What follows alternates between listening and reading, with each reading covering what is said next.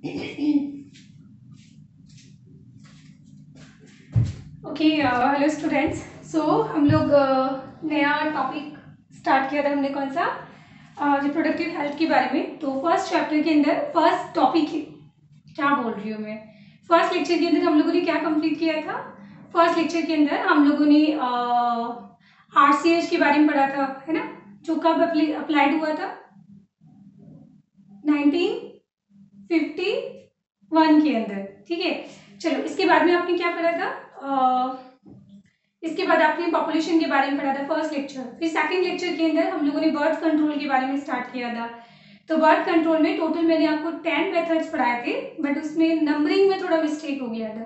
But method total कितने थे, 10 method. फटाफट इनको रिवाइज कर दे।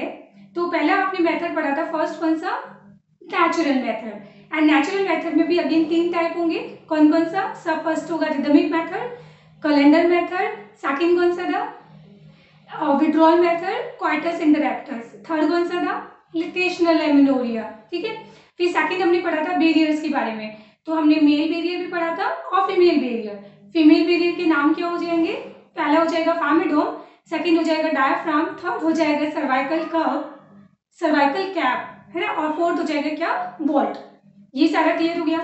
अब मुझे एक चीज बताओ, ये जो मेटालिक रिंग होती है ये किसमें होती है, क्वेश्चन लिख लो, सॉल्व करो उसको। ठीक है, फिर इसके थर्ड हमने पढ़ा था कौन सा, केमिकल मेथड, जिसके अंदर हम लोगों ने केमिकल यूज किए थे, जो बेसिकली क्या होते हैं, स्पर्मिडिसाइडल होते हैं, जो स्पर्म को किल करने के लिए यूज होते हैं। तो जिसमें लैक्टिक एसिड भी हो सकता है, सिट्रिक एसिड भी हो सकता है, और इसमें हो सकता है जिंक सल्फेट, है ना। और क्या था फोर्थ वन, वर्क लिखो। ठीक है, नाउ KMnO4, पोटेशियम पर मैग्नेट। ठीक है, नाउ उसके बाद हमने पढ़ा था कि ये जो केमिकल जो मेथड होते हैं, ये जो स्पर्मिसाइडल जो है ना, केमिकल जो होता है, ये क्रीम के फॉर्म में भी अवेलेबल है, जेलीज के फॉर्म में भी अवेलेबल होता है, या फिर टैबलेट्स के फॉर्म में भी अवेलेबल होता है। जिसमें बहुत ही मोस्ट कॉमन या पॉपुलर जो है दैट इज द स्पॉन्ज, या फिर उसको नाम बोलते हैं जनरल नेम टुडे। तो टुडे या फिर स्पॉन्ज होता है, बहुत ज्यादा पॉपुलर है। ठीक है, और उसके बाद में फोर्थ हमने पढ़ा था क्या, आयोडीज के बारे में। अब आयोडीज अपने 3 तरह की पढ़ी थी। एक हमने पढ़ा था बायोलॉजिकल इंसर्ट, जिसमें एग्जांपल क्या था, लिप्स लूप, जिसका शेप कैसा था, डबल एस। ठीक है, और सेकंड हमने पढ़ा था copper releasing IUDs.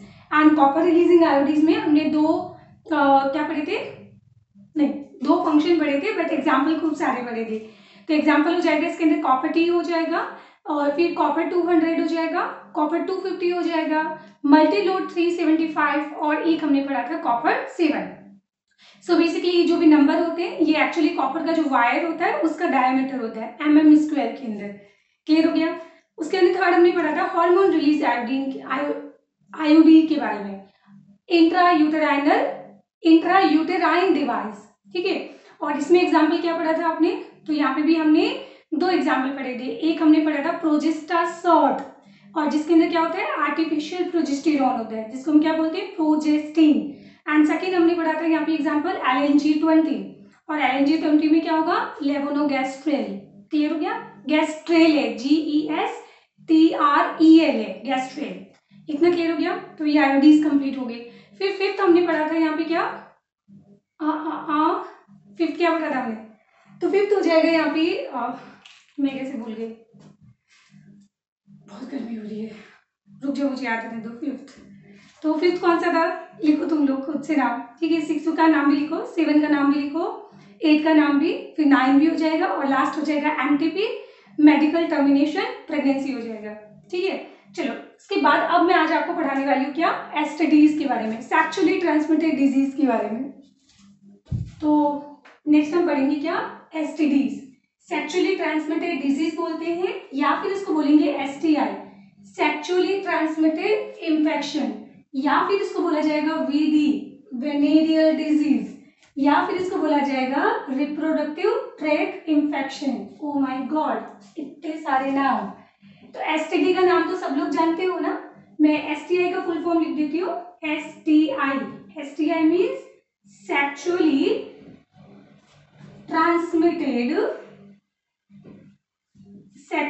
Transmitted infection हो जाएगा। फिर सेकंड हम लोग इसमें पढ़ेंगे VD, एंड वीडी हो जाएगा वेनेरियल, वेनेरियल, वेनेरियल डिजीज। फिर इसके बाद हो जाएगा इसके अंदर आरटीआई, आरटीआई, आरटी हो जाएगा रिप्रोडक्टिव, रिप्रोडक्टिव ट्रैक्ट इन्फेक्शन। तो इसमें से जो आपको अच्छा लगे ये सारे नाम हो गए, ठीक है। तो एसटीडी हो गया। अच्छा, इसमें एसटीडी के अंदर सबसे ज्यादा जो इन्फेक्शन के केसेस जो देखे जाते हैं वो ईयर 15 से लेकर 24 की एज का जो बीच का जो एज ग्रुप होता है उसमें सबसे ज्यादा ये क्या होता है, एसटीडी के चांसेस होते हैं। बेसिकली यहाँ पे हम लोग एक टर्म यूज करते हैं एल्डोलोसेंस। एल्डोलोसेंस क्या होता है, जब आप जुवेनाइल फेज से एडल्ट फेज के अंदर ट्रांसमिट हो रहे हो तो बीच का ट्रांजिशन वाला जो फेज होता है, और बेसिकली इस फेज में क्या होगा, बहुत सारा हार्मोनल चेंजेस होने लगता है बॉडी के अंदर। सो उस केस के अंदर क्या होगा, एसटीडी के इन्फेक्शन के चांसेस भी काफी ज्यादा क्या होते हैं, इंक्रीज हो जाते हैं, ठीक है। तो हम लोग बोलेंगे कि इसमें सबसे मैक्सिमम जो एज ग्रुप होता है जिसके अंदर इन्फेक्शन के चांसेस सबसे ज्यादा होते हैं वो होता है 15 से लेकर 24 ईयर्स। बेसिकली देखो एसटीडी तो किसको भी हो सकता है, बट इस एज ग्रुप वालों को सबसे ज्यादा एसटीडी के केस देखे गए हैं, ठीक है। अच्छा, अब एसटीडी के केस में होता क्या है मैम, तो जब सेक्सुअली ट्रांसमिटेड डिजीज होती है तो इनिशियली सिम्टम्स क्या होते हैं, बॉडी के अंदर जो जेनाइटल पार्ट होता है उसमें स्वेलिंग होने लगती है, ईचिंग होने लगती है, वहां पे पेन होने लगता है, और वहां से क्या होगा, जो म्यूकस होता है वो डिस्चार्ज होने लगता है। तो ये होते हैं initial symptoms. But later stage में जब डिजीज बहुत ज्यादा सीवियर हो जाती है तब बॉडी के अंदर क्या होता है, फिर जेनाइटल जो पार्ट होता है उसमें पैल्विक इन्फ्लामेशन और डिजीज हो जाती है, जिनको हम बोलते हैं पीआईडी, पैल्विक इन्फ्लामेटरी डिजीज। देखो बायोलॉजी के अंदर मैं यहाँ पे एक टर्म यूज करने वाली हूँ इन्फ्लामेशन, और इन्फ्लामेशन का मीनिंग क्या होता है, स्वेलिंग। बाकी ये एग्जैक्टली क्या है तो वो मैं आपको इम्यून सिस्टम के अंदर पूरा एक्सप्लेन करूंगी, ठीक है। तो इन्फ्लामेटरी डिजीज हो गया, तो इनको हम क्या बोलते हैं, पीआईडी, तो पैल्विक इन्फ्लामेटरी डिजीज हो जाती है। एंड प्लस उसमें एबॉर्शन भी हो सकता है अगर फीमेल प्रेग्नेंट है और उसको एसटीडी अगर हो गया, या फिर इसके अंदर इनफर्टिलिटी भी हो सकती है, और इवन कैंसर भी हो सकता है एसटीडी के केस के अंदर। पढ़ाऊंगी मैं आपको, जेनाइटल वॉट होता है ना, तो उस केस में क्या हो जाता है, कैंसर भी हो सकता है यहाँ पे ना। तो हम लोग इसके सिम्टम्स लिखते हैं, तो नेक्स्ट हम पढ़ेंगे यहाँ पे सिम्टम्स के बारे में। तो सिम्टम्स यहाँ पे दो तरह के हो जाएंगे, एक हम पढ़ लेंगे अर्ली स्टेज में क्या सिम्टम्स आएंगे, और दूसरा लेटर स्टेज में क्या सिम्टम्स आने वाले हैं। अर्ली स्टेज में क्या सिम्टम्स होंगे और लेटर स्टेज में क्या सिम्टम्स होंगे। तो अर्ली स्टेज में मैंने क्या बोला था कि जो जेनाइटल पार्ट होगा, इन जेनाइटल पार्ट यहाँ पे होने लगेगी क्या, ईचिंग, या फिर हो सकता है यहाँ पे स्वेलिंग, ठीक है, या फिर यहाँ पे हो सकता है स्लाइट पेन, सीवियर नहीं, स्लाइट पेन हो सकता है, और यहाँ पे हम बोलेंगे कि यहाँ पे कुछ डिस्चार्ज भी हो सकता है इसके अंदर, ठीक है। तो ये होते हैं इसके क्या, initial symptoms. But later stage के अंदर यहाँ पे हो जाएगा पीआईडी, इसको अच्छे से याद कर लेना, पीआईडी का फुल फॉर्म। देखो आज का जो टॉपिक मैं आपको पढ़ा रही हूँ ना, 12th बोर्ड का 100% आपको एक क्वेश्चन यहाँ से मिलेगा ही मिलेगा। 12th बोर्ड में मतलब अगर 10 ईयर के अंदर कोई प्रीवियस ईयर के पेपर आप देखोगे तो उसमें मतलब ऑलमोस्ट 7 to 8 ईयर ये नॉन स्टॉप जो है ये क्वेश्चन यहाँ से आता रहता है। तो मतलब आज की क्लास बहुत ज्यादा इंपॉर्टेंट है, ठीक है। तो इसको हम पीआईडी को बोलेंगे क्या, पैल्विक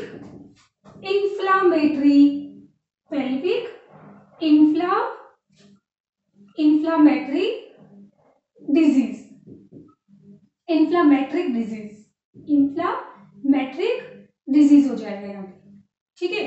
तो पैल्विक रीजन के अंदर क्या होगा, इन्फ्लामेशन हो जाएगा ना। इसके अलावा मैंने बोला था कि ये जो पर्सन होता है ये इनफर्टाइल भी हो सकता है, या फिर अगर मान लीजिए फीमेल अगर प्रेग्नेंट है तो उस केस में यहाँ पे एबॉर्शन भी हो सकता है, और इवन एसटीडी जो होती है वो कैंसर भी कॉज करती है, पढ़ाऊंगी मैं आपको, ठीक है। तो ये सारे सिम्टम्स आपको मिलेंगे कहाँ पे, लेटर स्टेज के अंदर, और जो जेनाइटल पार्ट होगा उसके अंदर पेन भी काफी सीवियर हो जाएगा यहाँ पे। तो ये सारे सिम्टम्स कहाँ पे होंगे, ये लेटर स्टेज में आपको मिलेगा। तो यहाँ तो कोई प्रॉब्लम नहीं। आप देखो एसटीडी के अंदर मैं आपको एक बहुत मजेदार चीज पढ़ाने वाली हूँ, मल्टीपल लॉ ऑफ एसटीडी। ये बड़ी इंटरेस्टिंग चीज है। क्या होता है, मान लो सपोज करो कि कोई एक पर्सन है, ठीक है, मतलब मैं इसको बहुत ही वाहियात से एक एग्जांपल से समझा रही हूँ। और ये मान लो कोई एक बॉय है, तो मैं इस बॉय का नाम लिख देती हूँ B1, ठीक है, और इनकी एक महिला मित्र है जिनका नाम है G1। अब ये दोनों प्लानिंग कर रहे हैं शादी का, ठीक है।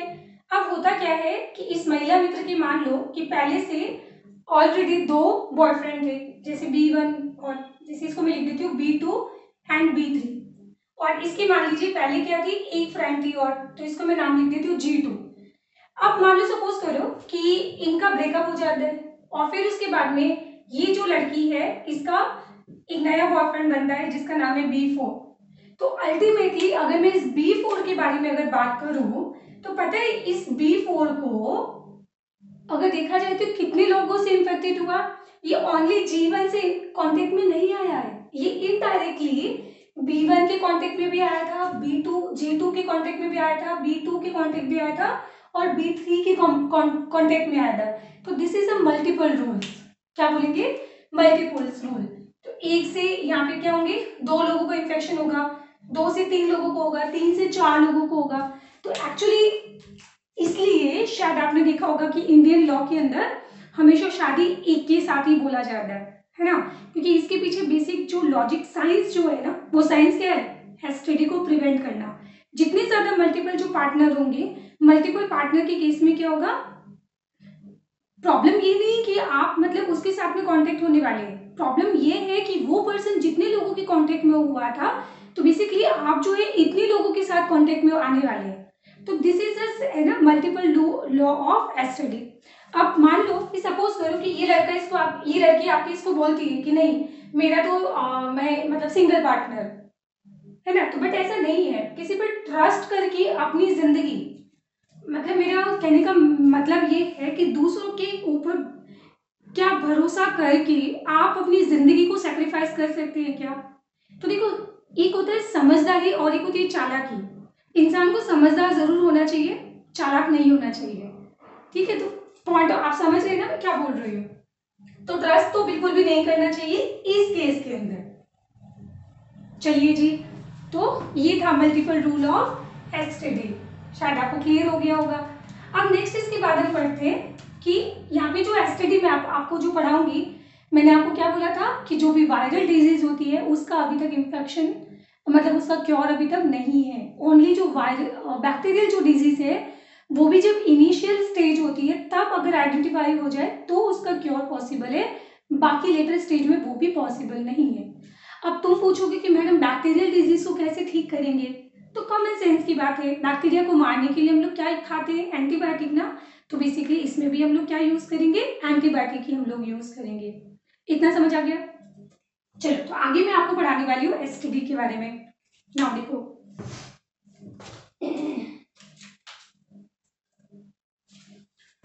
चलिए, तो अब मैं आपको एसटीडी पढ़ाने वाली हूँ। एक तो बैक्टीरिया से कौन सी होगी, वायरस से कौन सी होगी और एक प्रोटोजोवन से कौन सी होगी।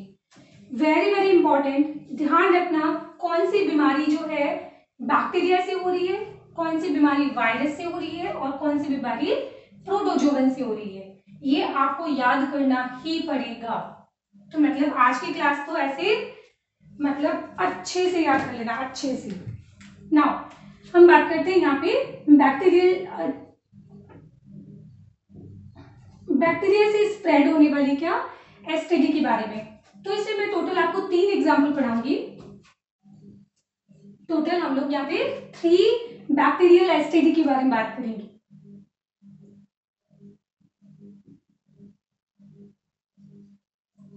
बैक्टीरियल एसटीडी के बारे में बात करते हैं। चलो तो सबसे पहले इसके अंदर आ जाएगा क्या, क्लेमाइडिया।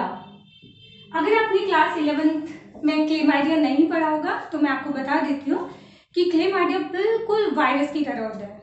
कैसे कि ये होस्ट सेल से बाहर सर्वाइव ही नहीं कर सकता है, ये सिर्फ जो सेल होगी ना तो सेल के अंदर ही सर्वाइव कर सकता है लाइक वायरस।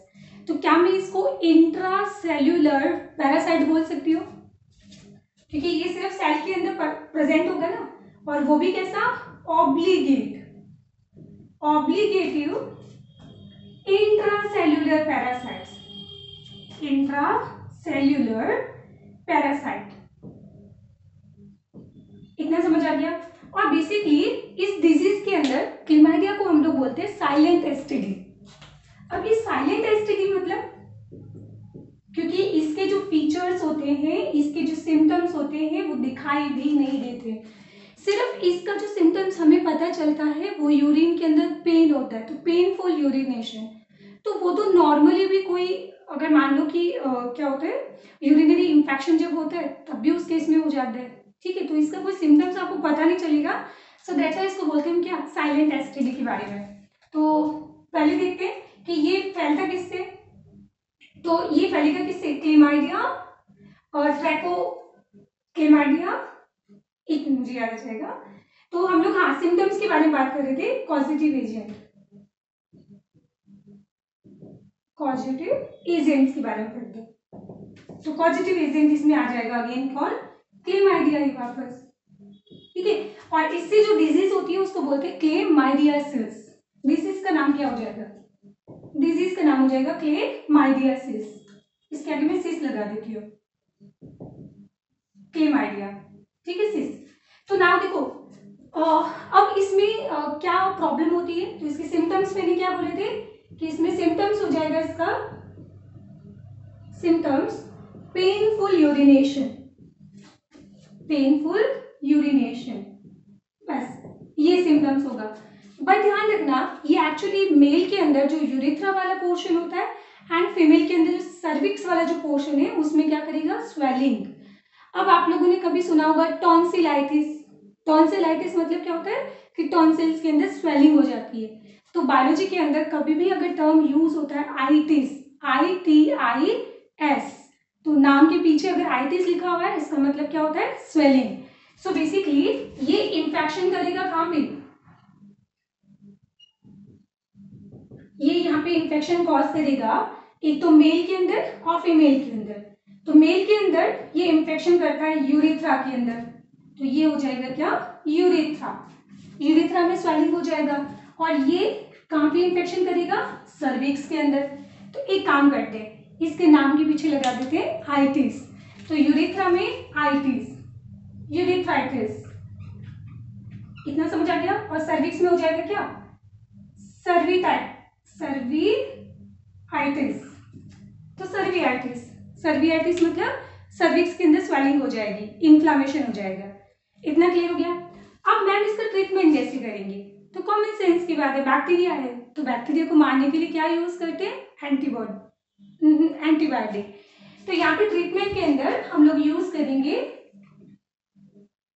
ट्रीटमेंट में एंटीबायोटिक, वो भी कौन सी, टेट्रासाइक्लिन, कौन सी, टेट्रासाइक्लिन एंटीबायोटिक, ठीक है। या एक और होता है इसके अंदर डोनोसाइक्लिन, तो टेट्रासाइक्लिन एक याद कर लो, बहुत है इसके अंदर। तो ये हमने फर्स्ट टॉपिक पढ़ा, फर्स्ट हमने डिजीज पढ़ी कौन सी, क्लेमाइडियासिस। नाउ सेकंड हम लोग यहाँ पे पढ़ने वाले हैं कौन से, गोनोरिया। नेक्स्ट आ जाएगा इसके अंदर कौन सा, गोनोरिया। तो गोनोरिया जो होता है ये पॉजिटिव एजेंट क्या होगा इसका, को स्प्रेड करने वाला वो भी बैक्टीरिया होगा जिसका नाम क्या है, नाइजेरिया गोनोरी, नाइजेरिया गोनोरी। अगर आपने 10th क्लास पढ़ी होगी तो 10th के अंदर ये आए हुए सारे, तो इसका नाम होता है नाइजेरिया गोनोरी।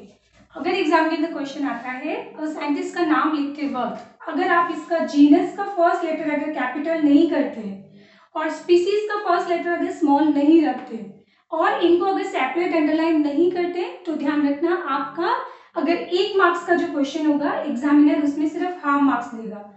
भले आपने नाम सही लिखा है पर आपने साइंटिफिक रूल्स रेगुलेशन को ध्यान नहीं दिया तो that's why half marks cut जाएगा ऑटोमेटिकली। घर आके आप कैलकुलेट करोगे, अच्छा इसमें 1 नंबर, इसमें 1 नंबर, ऐसे बट एक्टिविटी होता है क्या है, आप काउंट करते हो 98 बट आते कितने 90, तो ये 8 मार्क्स कहाँ कट गए। तो इस तरह से छोटी छोटी चीजों के अंदर मार्क्स कटते हैं यहाँ पे। इतना क्लियर हो गया। तो ये हो जाएगा नाइजीरिया गोनोरिया हो जाएगा। फिर इसमें हम बात करते हैं सिम्टम्स के बारे में। सो बेसिकली ये इंफेक्शन करेगा कहां पे, वी से वेजाइना, फीमेल के अंदर वेजाइना हो जाएगा और मेल के अंदर क्या हो जाएगा, यहाँ पे यूरिथ्रा हो जाएगा, यूरिथ्रा और क्या होगा वेजाइना के अंदर। बट ये वाला क्या था, यूरिथ्रा और सर्विक्स था। इतना क्लियर हो गया। चलो नाउ इसके ये तो हो गए सिम्टम्स के बारे में। हाँ मतलब इसका सिम्टम्स आपको वैसे कोई अपीयर नहीं होगा, मतलब पता नहीं चलेगा इसके अंदर भी, बस ये पेनफुल हो जाएगा इसके अंदर, पेनफुल इन्फेक्शन होता है ना। चलो अगर मान लो कि इस केस के अंदर अगर जो मदर है वो अगर इन्फेक्टेड है, मदर कैसी है, अगर इस डिजीज से अगर इन्फेक्टेड है गोनोरिया से, तो अगर इन्फेक्टेड जो मदर होती है ये ट्रांसमिट कर देती है कहाँ पे, चाइल्ड के अंदर इस बैक्टीरिया को। सो बेसिकली ये बैक्टीरिया कहाँ पे रहता है, वेजाइना के अंदर, फीमेल के अंदर। और जैसे ही बच्चे का बर्थ होगा तो उस कंडीशन के अंदर बच्चे की जो आईज होती है, ठीक है, तो आईज के अंदर क्या हो जाएगा यहाँ पे इन्फेक्शन। और अगर इस गोनोरिया का आईज में अगर इन्फेक्शन हो जाता है बच्चे की आईज के अंदर, तो बच्चा ब्लाइंड हो सकता है। ठीक है, तो अगर मान लो कि फीमेल अगर एसटीडी है उसको कौन सी, गोनोरिया, तो उस कंडीशन में जैसे ही बच्चा पैदा होगा तो डॉक्टर क्या करेंगे, इस बच्चे की आंखों के अंदर 1% सिल्वर नाइट्रेट से इसकी आईज के अंदर ड्रॉप डाली जाती है ताकि उसकी ब्लाइंड मतलब बैक्टीरिया किल हो जाए अल्टीमेटली। ठीक है, तो इसको भी ठीक करने के लिए क्या यूज करते हैं, एंटीबायोटिक यूज करते हैं। बट मैं अगेन मैं बता रही हूँ आपको कि जो भी बैक्टीरियल डिजीज होती है उनको क्योर करने के लिए, वो भी कब, जब अगर इनिशियल स्टेज में है तब, लेटर स्टेज में ध्यान रखना इनका भी कोई क्योर नहीं होता है। ठीक है, चलो तो ये कंप्लीट हो गया ना। उसके बाद थर्ड हम लोग डिजीज यहाँ पे पढ़ेंगे क्या, सिफिलिस के बारे में। थर्ड डिजीज हो जाएगा यहाँ पे सिफिलिस। तो सिफिलिस जो होता है ना, इसको बोलते हैं, क्या बोलते हैं, कॉजेटिव एजेंट की बात करते हैं। तो इसका एजेंट होता है कौन सा, ट्रिपेनोसोमा, ट्रिपेनोसोमा पैलिडम। अब बताओ ये ट्रिपेनोसोमा पैलिडम क्या है, ट्रिपेनोसोमा पैलिडम, तो अगेन मैंने आपको बोला था कि ये बैक्टीरिया है। ठीक है, तो ट्रिपेनोसोमा पैलिडम जो है और ये इसका पॉजिटिव एजेंट होगा किसका, सिफिलिस का। नाउ अब बताओ कि ये सिफिलिस इन्फेक्शन कैसे करता होगा, तो अब इसको बड़े ध्यान से सुनो। देखो सिफिलिस जो होता है वो किसी पर्सन को कभी एक बार में बीमार नहीं करता है, तो उसको मल्टी स्टेप के अंदर है ना इन्फेक्ट करेगा। तो यहाँ पे मैं सिफिलिस के टोटल 3 स्टेजेस के बारे में बात कर रही हूँ। पहला आएगा फर्स्ट स्टेज जो इन्फेक्शन के टाइम होगा। सो बेसिकली उसमें होता है क्या है कि जो जेनाइटल जो पार्ट्स होते हैं ना, वहाँ पे छोटे छोटे ब्लिस्टर बनना शुरू हो जाते हैं, सोर्स बनना शुरू हो जाते हैं। ठीक है, जिनमें बिल्कुल स्लाइट पेन होता है, तो वो तो वैसे भी हमको लगता है कि चलो इन्फेक्शन हुआ होगा कुछ। ठीक है, तो हम लोग इसको नेग्लेक्ट कर देते हैं और उसके 2 to 6 मंथ के बाद, 2 to 6 मंथ के बाद बॉडी के अंदर आता है थोड़ा सा फीवर एंड मसल्स एक होना शुरू हो जाती है, जॉइंट्स के अंदर पेन होना शुरू हो जाता है ना, और स्किन के ऊपर छोटे छोटे रैशेज होना शुरू हो जाते हैं।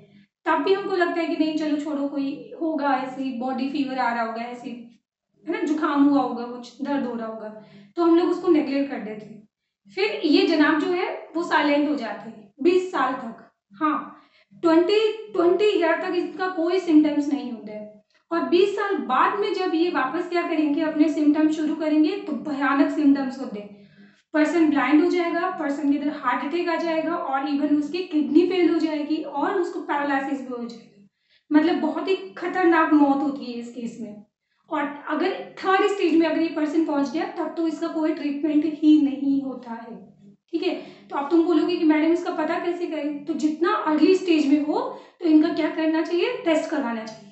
तो जो भी मतलब सेक्सुअली एक्टिव पर्सन होते हैं उनको तो ऐसा है ना कि हर साल नहीं, हर 6 मंथ के अंदर, विदिन 6 मंथ के अंदर उनको अपनी क्या करवानी चाहिए, ब्लड टेस्ट करवाने चाहिए, और ये सारे टेस्ट। ठीक है, क्योंकि देखो सामने वाले पर्सन ने आपको बोल तो दिया होगा कि मैं मतलब तुम मेरे लिए हो, मैं तुम्हारे लिए हूँ, बस इतना। बट हो सकता है ना कि उसके पास्ट में क्या था, तो अब आपकी लाइफ किसी ट्रस्ट के ऊपर डिपेंडेंट है क्या। तो मैं अगेन एक चीज बोल रही हूँ बेटा, भरोसा और जिंदगी दोनों में बहुत डिफरेंस होता है। चलो इधर आ जाते हैं हम लोग। तो नेक्स्ट हम बात करते हैं इन्फेक्शन के बारे में। तो इसके इन्फेक्शन को हम लोग यहाँ पे कितनी 3 स्टेजेस के अंदर डिवाइड करेंगे।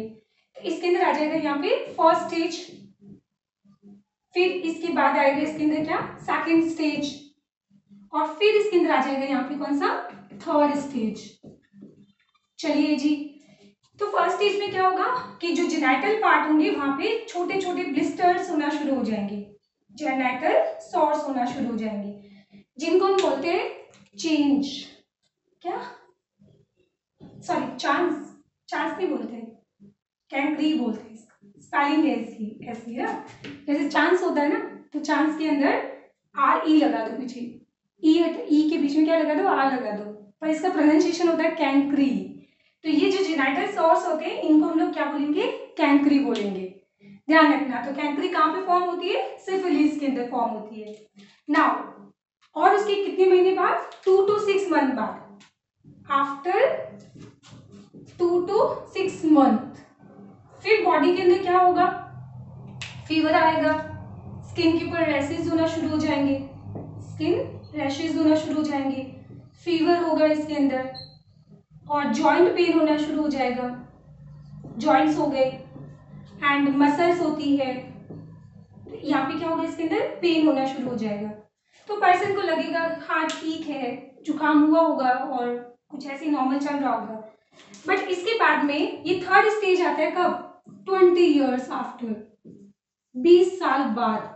तो इसका मतलब हुआ इसके बीच का जो ड्यूरेशन है, सेकंड स्टेज और थर्ड स्टेज के बीच का जो ड्यूरेशन है, क्या बोल रही हो, इसके बीच का जो ड्यूरेशन है, इस कंडीशन में क्या है, आपकी बॉडी के अंदर पैथोजन तो है बट कोई सिम्टम्स नहीं है। क्या बोल रही हो कि बॉडी के अंदर पैथोजन तो है बट कोई सिम्टम्स नहीं है। तो इस फेज को बोला जाता है लेटेंट फेज, LATENT। तो दिस इज लेटेंट फेज। तो लेटेंट फेज ये आप लोग लिख लेना पूरा कि लेटेंट फेज क्या होता है कि अगर आपकी बॉडी के अंदर पैथोजन तो प्रेजेंट है बट कोई सिम्टम्स नहीं होगा। तो इस केस में अगर हम लोग अपना ब्लड टेस्ट करवाते हैं तो इसमें जो टेस्ट होता है उसको बोलते हैं वासरमान टेस्ट। क्या बोलते हैं, वासरमान टेस्ट, WASSERMANN, वासरमान टेस्ट, या इसको बोला जाता है और VD, venereal disease research laboratory, VDRL। ये तो अच्छे से याद कर लेना, ध्यान रखना। तो इस कंडीशन के अंदर इसके बीच का मतलब कोई सिम्टम्स तो नहीं है बट आपने लकीली जाके सोचा कि चलो छोड़ो अपना ब्लड टेस्ट करवा लेंगे, और उस कंडीशन के अंदर जो टेस्ट होता है वो कौन सा होगा, वासरमान टेस्ट, या फिर इसको बोलते हैं VDRL टेस्ट। मैं VDRL का फुल फॉर्म लिख देती हूँ। तो VDRL होता है कौन सा, VD का फुल फॉर्म क्या लिखा था हमने, वेनेरियल, तो ये हो जाएगा वेनेरियल डिजीज रिसर्च लेबोरेटरी, ठीक है। सो बेसिकली हम लोग क्या करते हैं, इसमें पैथोजन को फाइंड आउट नहीं करते। जब हमारी बॉडी के अंदर पैथोजन होगा तो उस पैथोजन के अगेंस्ट क्या बनती है, एंटीबॉडी। तो हम क्या करेंगे, इस सिफिलिस के लिए जो एंटीबॉडी होती है ना, उस एंटीबॉडी को फाइंड आउट किया जाता है। तो एसटीडी और एसटीडी के केस में जब हम लोग एंटीबॉडी फाइंड आउट करते हैं तो उसको क्या बोलते हैं, VDRL, venereal disease research laboratory, ठीक है, जिसके अंदर पैथोजन को डिटेक्ट नहीं किया जाता है, जो पैथोजन के अगेंस्ट आपकी बॉडी ने जो एंटीबॉडी बनाई है उसका डिटेक्शन किया जाता है। इतना क्लियर हो गया। तो 20 साल बाद हम बोलेंगे कि अब ये पर्सन क्या हो जाएगा, ब्लाइंड भी हो जाएगा, और इसको अब हार्ट अटैक भी आएगा, ठीक है, और इस पर्सन को अब पैरालिसिस भी हो जाएगा, ठीक है, तो एक्सेट्रा। इस तरह से बहुत ही भयानक मौत होती है इसके अंदर, ठीक है। तो आप समझ रहे हैं ना एसटीडी के बारे में कि एसटीडी कैसी डिजीज होती है। तो ये चैप्टर आपको डराने के लिए नहीं है बेटा, ये चैप्टर आपको अवेयर करने के लिए है। तो ये जरूरी है आपके सिलेबस के अंदर। इवन आपने देखा होगा कि ये सेम चैप्टर आपने क्लास 10th में भी पढ़ा होगा, है ना, या आपके सिलेबस में 9th में होगा। तो मतलब इस चैप्टर को देना बहुत ज्यादा जरूरी है, ठीक है। चलो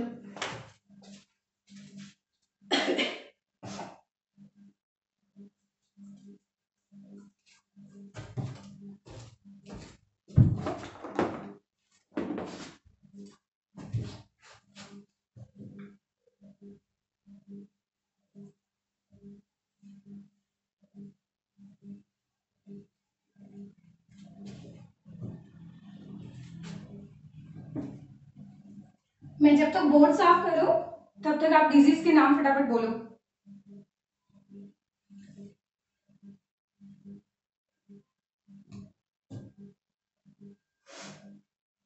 मैं एक मिनट पानी पी के आती हूँ।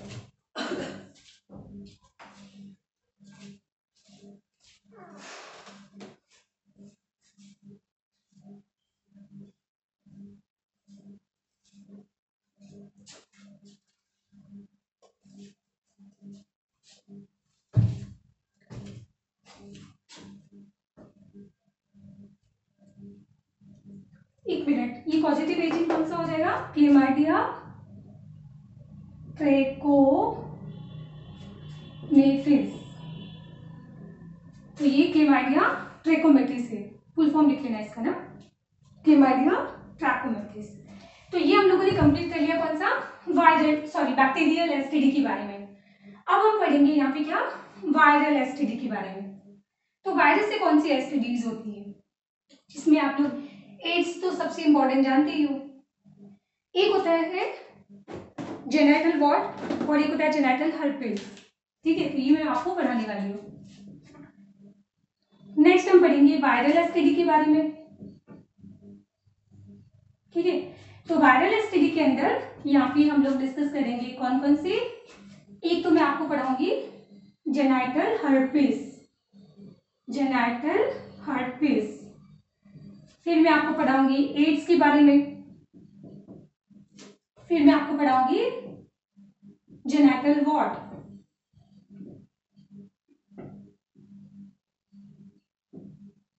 ये हम लोग डिजीज बात करेंगे। और एक मैं आपको पढ़ाऊंगी hepatitis, hepatitis B.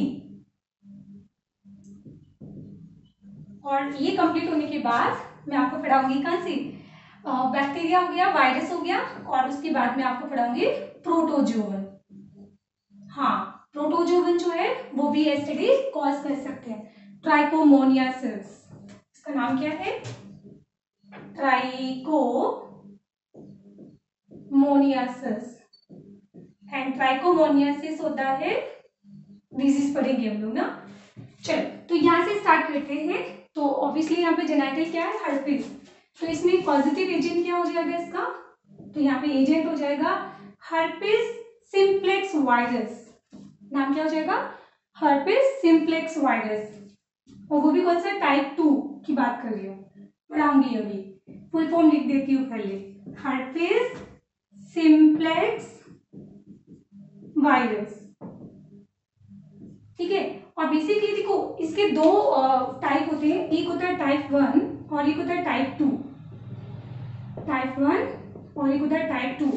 So type 2 जो होता है ना, दिस इज एसटीडी। देखो टाइप 1 जो होता है ना, वो मैंने देखा था एक पार्लर के अंदर ना, एक गर्ल आई थी, उसके आईब्रो के अंदर यहाँ पे इन्फेक्शन हो गया था। सो बेसिकली वो इन्फेक्शन क्या था? ये था कौन सा? Herpes simplex virus. कौन सा वाला? टाइप 2 वाला वायरस। इतना समझ आ गया आपको? तो इसमें बेसिकली क्या होता है, जो स्किन होता है ना, कौन सा स्किन? माउथ हो गए और लिप्स हो गए, सॉरी इसके अंदर ये वाला नॉन एसटीडी है, ये एसटीडी नहीं है, ध्यान रखना। बट इसके अंदर होता है क्या है कि जो माउथ होते हैं एंड जो लिप्स होते हैं, तो माउथ एंड लिप्स के ऊपर क्या होना शुरू हो जाएंगे? सॉर्स होना शुरू हो जाएंगे, कोल्ड सॉर्स। सॉर्स आप समझते हो ना, मतलब ब्लिस्टर्स बनना शुरू हो जाते हैं। ठीक है, तो ये ध्यान रखना, ये नॉन एसटीडी है। बट ये वाला एसटीडी सेक्सुअली ट्रांसमिटेड डिजीज हो गया। और हर्पिस सिम्प्लेक्स वायरस जो होता है ना, इसके अंदर बेसिकली होता क्या है? इसमें हम लोग बोलेंगे कि जो जेनाइटल वाला जो पार्ट होता है उसमें बहुत सीवियर पेन होता है। तो यहाँ पे हम लोग लिखेंगे सीवियर पेन, सीवियर पेन और सीवियर इंफेक्शन इन जेनाइटल पार्ट। तो मेल होगा तो मेल के अंदर कौन सा हो जाएगा? पेनिस वाला पार्ट हो जाएगा, और फीमेल के अंदर हो जाएगा एक्सटर्नल जेनिटलिया।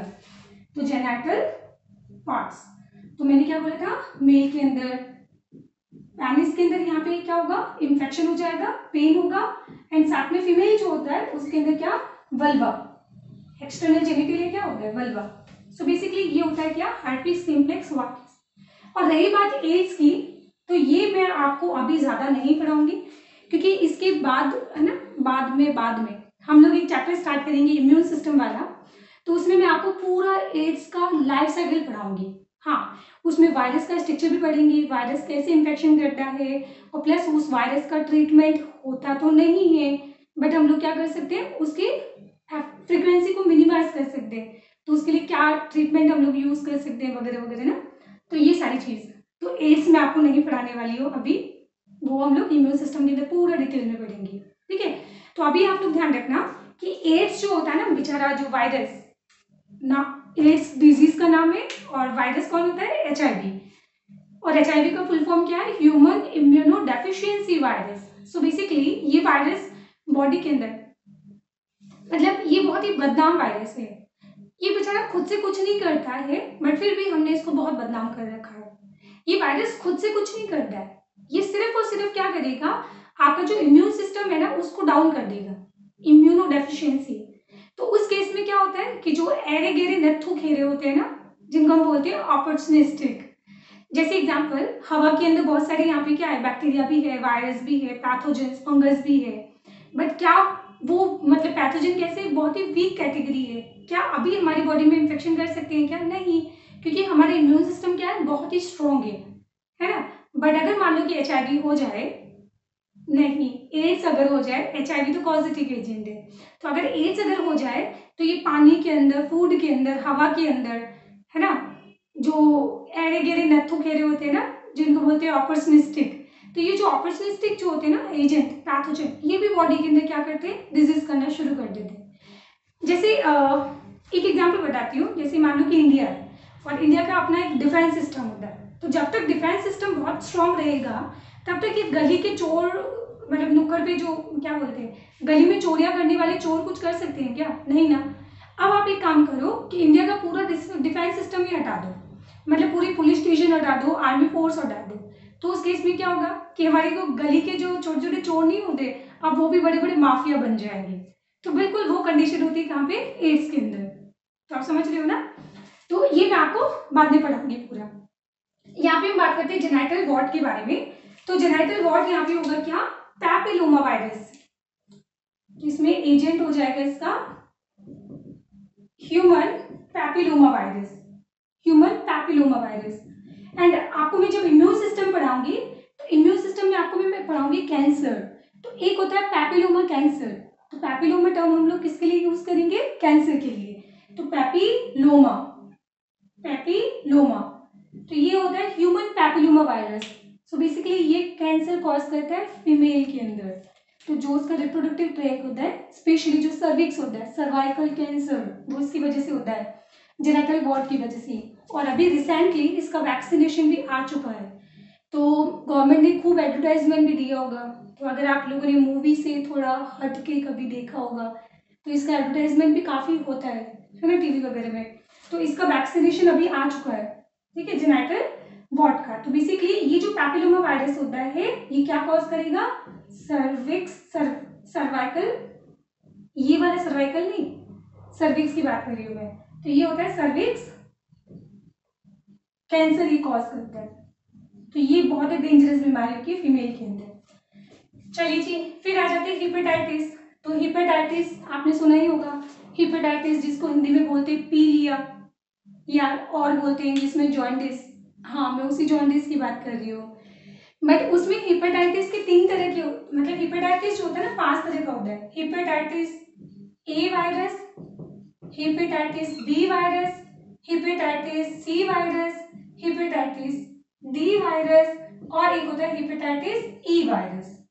तो इस तरीके से हेपेटाइटिस के 5 तरह के टाइप्स होते हैं। बट ध्यान रखना, इसमें हेपेटाइटिस जो बी होता है ना, ये होता है STD, sexually transmitted disease. So basically होता तो इसमें भी जॉन्डिस है, एंड जॉन्डिस में बेसिकली क्या होगा, लीवर इन्फेक्टेड होगा।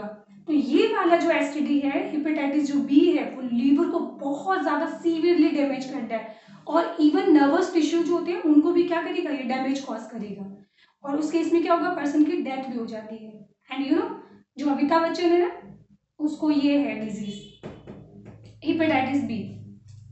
अब तुम सोचो कि मैडम उसको कैसे हो गई थी, तो एक्चुअली मैं इसकी आपको हिस्ट्री बताती हूँ। तो कूली मूवी चली थी ना, कूली मूवी आपने देखी होगी, अमिताभ बच्चन वाली, पुरानी वाली, अच्छी मूवी है पर नहीं देखना है, ठीक है। तो उस कूली मूवी के अंदर एक स्टंट करते हुए अमिताभ बच्चन की हो गया था एक्सीडेंट। अब जब एक्सीडेंट हो गया तो फिर उनको हॉस्पिटल ले जाया गया और वहां पे उनको क्या किया, काफी ब्लड लॉस हो गया था, तो ब्लड ट्रांसफ्यूजन किया गया था। अब तुम एक चीज सोचो कि किसी पर्सन को 10 दिन पहले एसटीडी हुआ है, कोई भी डिजीज अगर क्या हुआ है 1 वीक पहले उसको सेक्सुअली ट्रांसमिटेड डिजीज हुई है, जब आप उसका ब्लड टेस्ट करोगे तो क्या आएगा, नेगेटिव आएगा।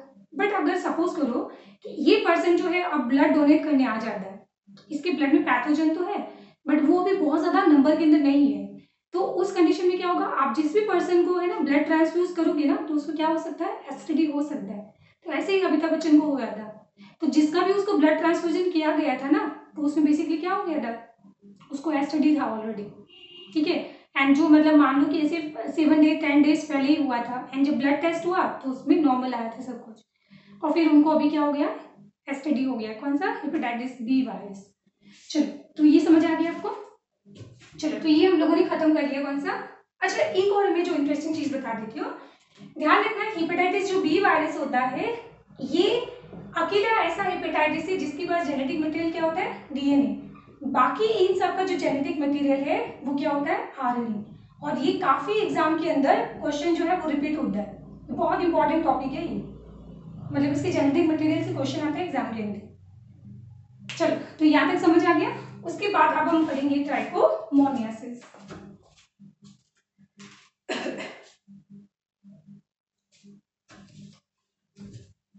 चलिए तो नेक्स्ट हम बात करने वाले हैं क्या, ट्राइकोमोनास वैजिनेलिस के बारे में। तो इसका एजेंट हो जाएगा कौन, ट्राइकोमोनास वेजिनेलिस, ये पूरा नाम है वेजिनेलिस, साइंटिफिक नेम है तो अंडरलाइन करेंगे, टी कैपिटल होना चाहिए, वी स्मॉल होना चाहिए, तो ट्राइकोमोनास वेजिनेलिस।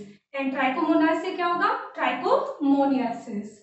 और बेसिकली जो ये जेनेटल जो ट्रैक होता है ना, जेनाइटल ट्रैक, तो जेनाइटल ट्रैक में जहाँ म्यूकस होता है, म्यूकस मेम्ब्रेन, तो उस म्यूकस मेम्ब्रेन में ये इंफेक्शन कॉज करेगा, ठीक है। तो इसका इंफेक्शन कहाँ पे होता है, infection in mucous membrane, mucous membrane in genital track, तो genital track in male and female both, तो ये दोनों में इंफेक्शन कॉज करता है।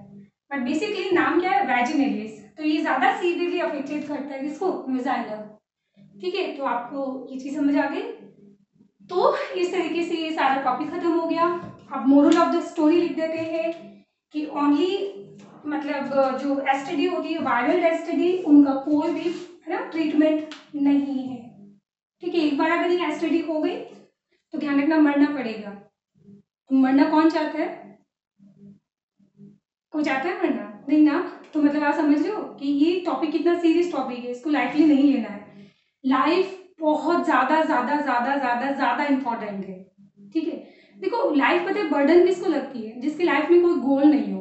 आपकी लाइफ के अंदर गोल रहेगा, कुछ टारगेट रहेगा कि मुझे अचीव करना है, आप मरना नहीं चाहोगे। एंड मतलब कितनी सीवियर बीमारी से बड़ी बीमारी हो जाए ना, बट फिर भी इंसान उससे कॉप अप कर लेता है। जैसे एक एग्जाम्पल बताती हूँ, युवराज सिंह क्रिकेटर, जानते ही हो ना सब लोग, क्या हुआ था, उसको कैंसर हुआ था बट वो मरना नहीं चाहता था। तो ये चीज होती है, तो लाइफ कितनी ज्यादा इंपॉर्टेंट होती है, आप इसका इंपॉर्टेंस समझिए। बाकी प्रॉब्लम्स तो लाइफ में हमेशा आती रहेगी कुछ ना कुछ, कभी भी कोई भी चीज होती है वो कांस्टेंट नहीं होता है। मेरी लाइफ के अंदर तो इतने टर्निंग पॉइंट हुए थे ना, कभी ऑफलाइन आओगी तो मैं आपको एक्सप्लेन करूंगी, बहुत सारे टर्निंग पॉइंट। बट हमेशा सोचती थी कि मतलब ये मेरी लाइफ जो है शार्प टर्न ले रही है और मतलब मेरी लाइफ एंड है। बट जब भी मेरी लाइफ ने शार्प टर्न लिया है, हमेशा एक मुझे नया बहुत ज्यादा ब्यूटीफुल वे और ज्यादा मिला है। हाँ, तो मेरी लाइफ हमेशा जब भी टर्न लेती है बेटा, उसके बाद में हमेशा आपके साथ अच्छा ही होगा। और ऐसा नहीं कि मैं बोल रही हूँ, बट मेरे साथ हमेशा अच्छा हुआ है, ठीक है। चलो बात करते हैं यहाँ पे। सो मोरल ऑफ द स्टोरी ये हो गया कि जो वायरल एसटीडी होता है इनका कोई ट्रीटमेंट नहीं है। अगर ये एक बार एसटीडी हो गया तो मरना ही तय होगा। और जो बैक्टीरियल डिजीज होती है वो भी जब अर्ली स्टेज में पता चल गया तो ठीक है, लेटर स्टेज में फिर उनका भी ट्रीटमेंट नामुमकिन हो जाएगा। समझ आ गया पॉइंट। सो अब तुम तो सोचोगे कि बैक्टीरियल डिजीज जो जल्दी पता चल जाए, बेटा हम हॉस्पिटल भी कब जाते हैं, जब पूरे बीमार हो जाते हैं। ठीक है, सो यहाँ पे हम लोग लास्ट में एक स्टेटमेंट लिखने वाले हैं, prevention is better than cure, is better than cure. तो इस वर्ड को यूज किया जाता है कहाँ पे, एसटीडी के लिए। Prevention is better than cure, prevention is better than cure. चलो तो जी आपको समझ आ गया पॉइंट।